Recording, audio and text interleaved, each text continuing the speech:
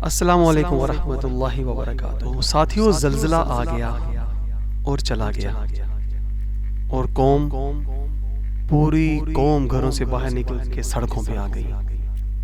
اللہ کا خوف ہر بندے پہ چھا گیا۔ تو میں یہاں پر کچھ سوالات رکھنا چاہتا ہوں اپنے تمام مسلمان بھائیوں سے۔ کیا اس زلزلے نے، جس نے ہمیں ہمارے دلوں کے اندر اللہ کا خوف پیدا کر دیا اور ہر بندہ اپنی زبان سے کلمہ طیبہ کا ورد کرتے ہوئے گھروں سے نکل آیا، تو کیا اب وہ تمام مسلمان جو گھروں سے باہر آ گئے اللہ کے خوف سے ڈر گئے، کیا صبح فجر کی نماز وہ ادا کریں گے، یا ابھی انہوں نے عشاء کی نماز ادا کر لی؟ کہ اب وہ اپنی بہنوں بیٹیوں کو پردے میں لے آئیں گے؟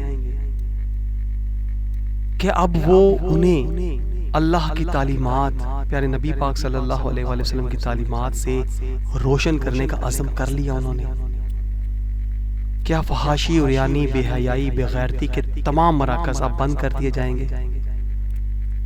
اب میرا سوال یہ ہے پوری قوم کے ساتھ، کیا اس زلزلے کی شدت کی وجہ سے ہمارے گھروں میں اب سیرت مصطفیٰ صلی اللہ علیہ وآلہ وسلم کی تعلیمات سے ہم لوگ مستفید ہوں گے؟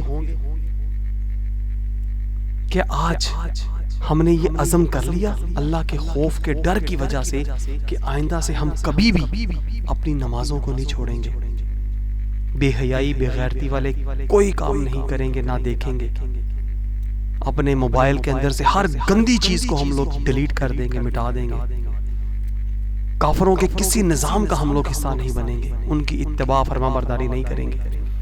ہماری بہنیں بیٹیاں اب اسکولوں کالجوں کی لعنت سے بچ کے اپنے گھروں کی چادر چار دیواری میں آ کے اپنی عصمتوں کی حفاظت کریں گی۔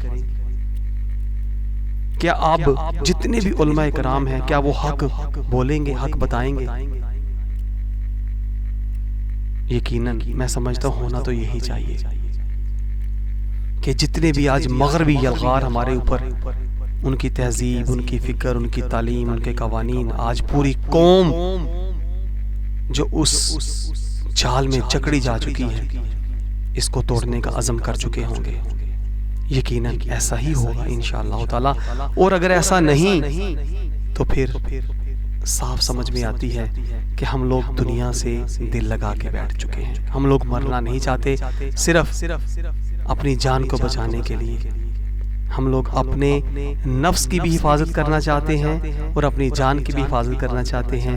اگر نہیں کرنا چاہتے تو احکام الہیہ پہ عمل نہیں کرنا چاہتے تو سیرت مصطفیٰ صلی اللہ علیہ وآلہ وسلم اور دامن مصطفیٰ صلی اللہ علیہ وآلہ وسلم تھام کر اپنی زندگیاں بسر نہیں کرنا چاہتے۔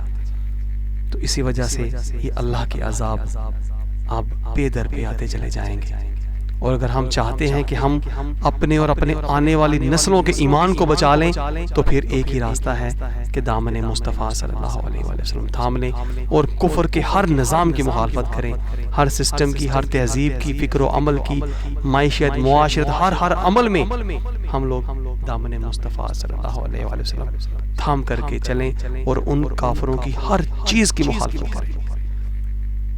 اللہ تعالی ہمیں سمجھ کر عمل کرنے کی توفیق عطا فرمائے، آمین یا رب العالمین۔ ساتھیو، سبسکرائب، شیئر اور لائک ضرور کیجیے گا۔ جزاک اللہ خیر۔